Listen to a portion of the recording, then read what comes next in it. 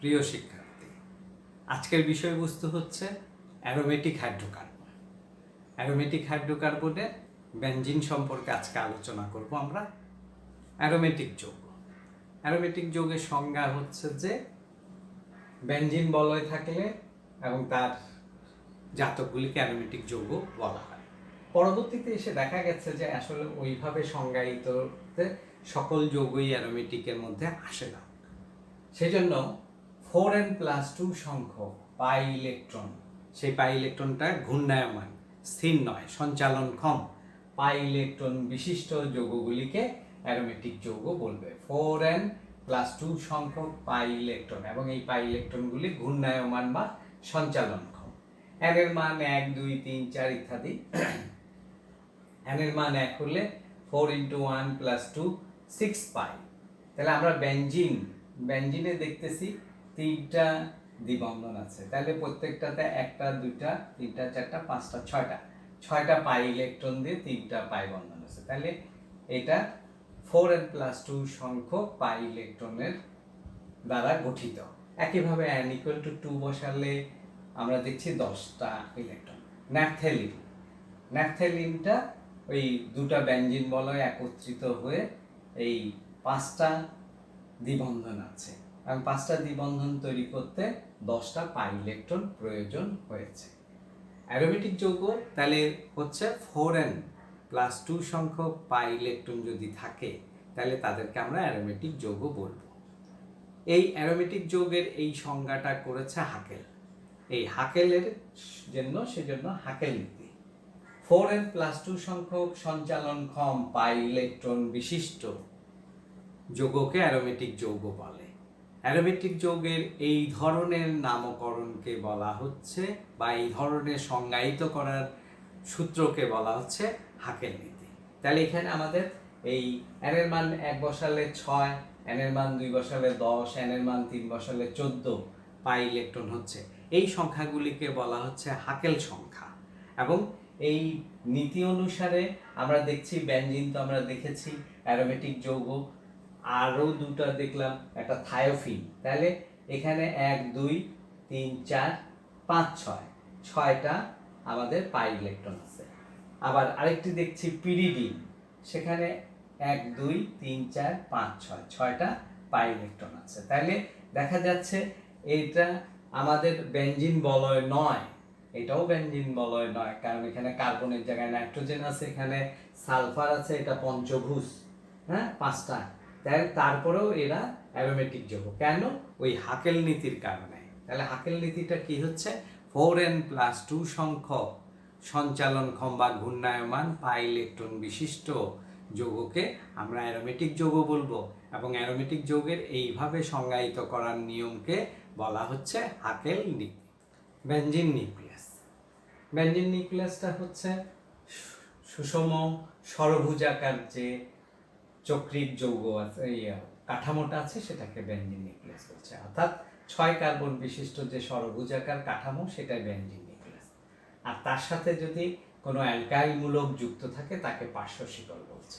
তাহলে অ্যালকাইল মূলক যুক্ত থাকলে তাকে পার্শ্ব শিকল বলা হবে, আর বেনজিনের বলয়টাকে বলা হচ্ছে বেনজিন নিউক্লিয়াস। তাহলে ষড়ভুজাকার, হ্যাঁ, সুষম ষড়ভুজাকার বেনজিন নিউক্লিয়াস, আর তার সাথে যদি কোনো অ্যালকাইল মূলক থাকে সেই অ্যালকাইল মূলকটা হবে পার্শ্ব শিকল।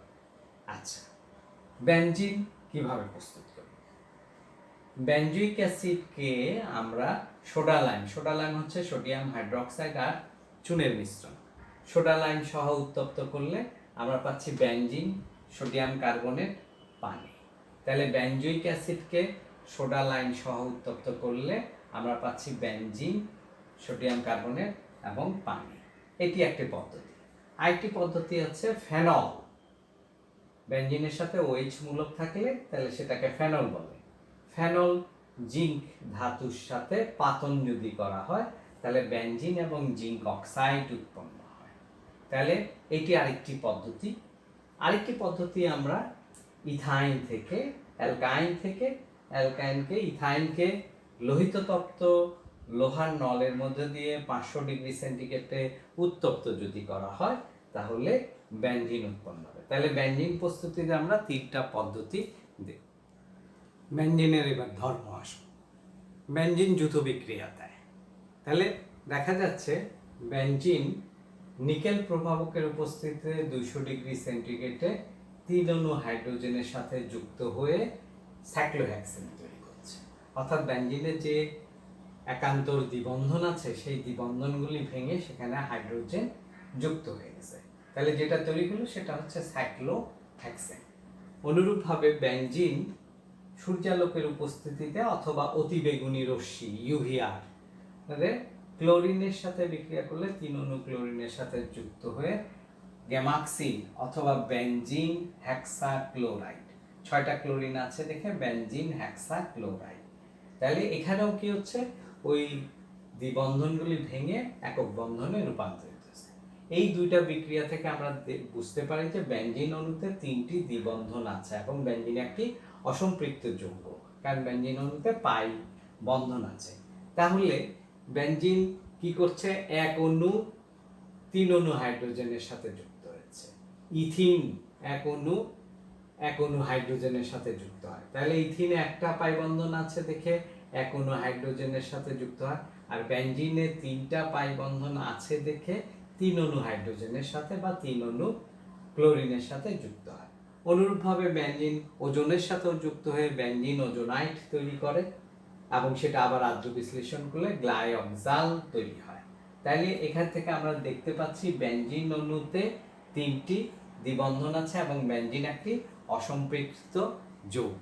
বেনজিনের অসম্পৃক্ত যৌগ হলেও দ্রুত বিক্রিয়ার সাথেও প্রতিস্থাপন বিক্রিয়াও দেয়। এটা ইলেকট্রোফিলিক প্রতিস্থাপন বিক্রিয়া থেকে। ইলেকট্রোফিলিক কারা, যাদের ইলেকট্রনের প্রতি আসক্তি আছে। আমরা আগেই সংজ্ঞাটা পড়েছিলাম।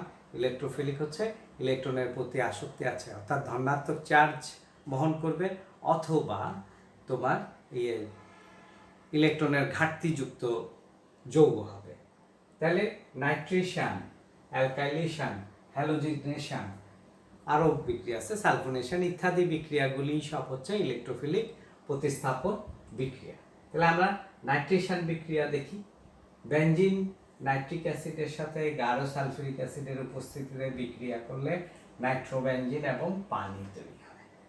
তাহলে এই বিক্রিয়াটা বেনজিনের এখানে যে হাইড্রোজেন আছে সেই হাইড্রোজেনটা নাইট্রোমূলক দ্বারা প্রতিস্থাপিত হয়ে গেছে।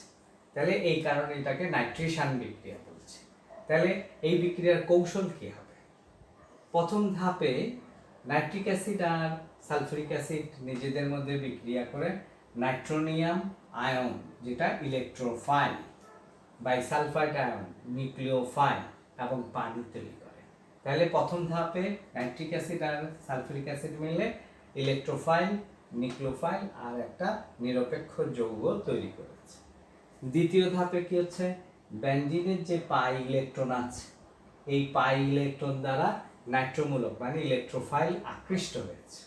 আকৃষ্ট হয়ে এই ইলেকট্রোফাইল এখানে যুক্ত হয়েছে। যেহেতু এর কোনো ইলেকট্রন নাই, এর সাথে বন্ধন তৈরি করার জন্য বেনজিনের যে পাই বন্ধনগুলি আছে সেই একটা পাই বন্ধন দিয়ে নাইট্রোমূলকের সাথে বন্ধন সৃষ্টি করছে। ফলে এখানে বেনজিনে ইলেকট্রনের ঘাটতি দেখা গেছে এবং এই ইলেকট্রনের ঘাটতিটা আমরা এই প্লাস চার্জ দিয়ে দেখাচ্ছি। এরকম একটা জটিল মধ্যক তৈরি করে।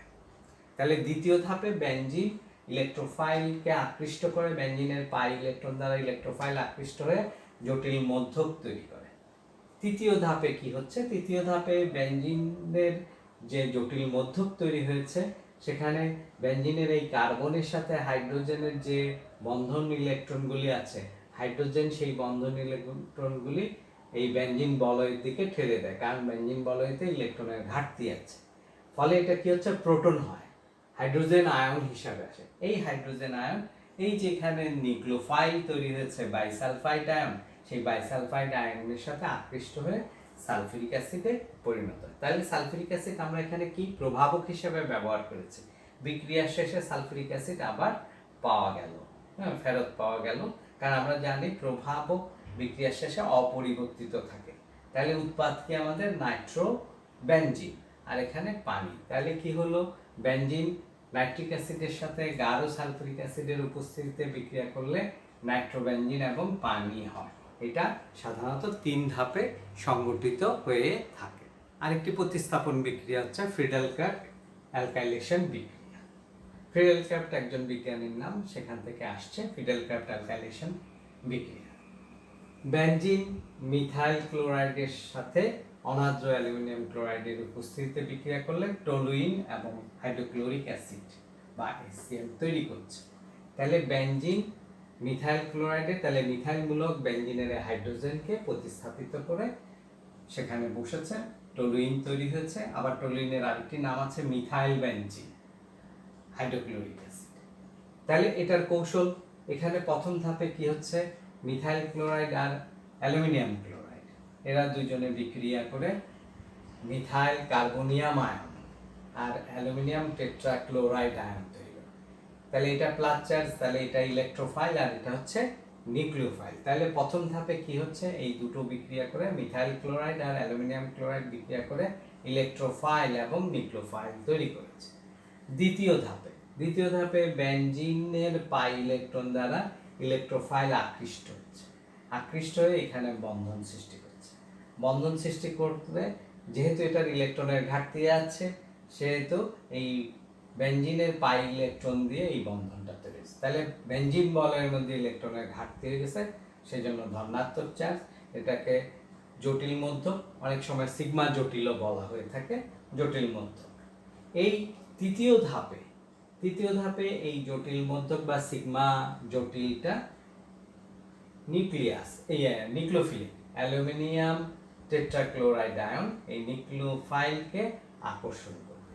তাইলে এখানে যে হাইড্রোজেন আছে, হাইড্রোজেনের সাথে কার্বনের বন্ধন আছে, বন্ধন ইলেকট্রনটা বেনজিন বলয়ে চলে আসছে, কারণ বেনজিন বলয়ে ইলেকট্রনের ঘাটতি আছে, প্লাস চার্জ আছে, তাহলে এখানে চলে আসছে।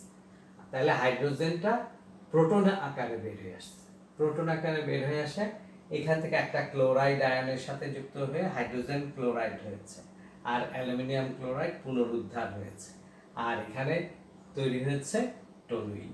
তাইলে ফ্রিডেল-ক্রাফট অ্যালকাইলেশন বিক্রিয়ায় বেনজিন থেকে টলুইন উৎপন্ন করা হয়েছে। কিভাবে? বেনজিন মিথাইল ক্লোরাইডের সাথে অনার্দ্র অ্যালুমিনিয়াম ক্লোরাইডের উপস্থিতিতে বিক্রিয়া করে টলুইন এবং হাইড্রোজেন ক্লোরাইড তৈরি করে। এখানেও 3 ধাপে বিক্রিয়াটা ঘটে থাকে। অ্যারোমেটিসিটিটা হচ্ছে যে হাকেল নীতি আমরা আগে দেখেছি, 4n+2 সংখ্যক ঘূর্ণায়মান পাই ইলেকট্রন বিশিষ্ট যৌগকে অ্যারোমেটিক যৌগ বলে।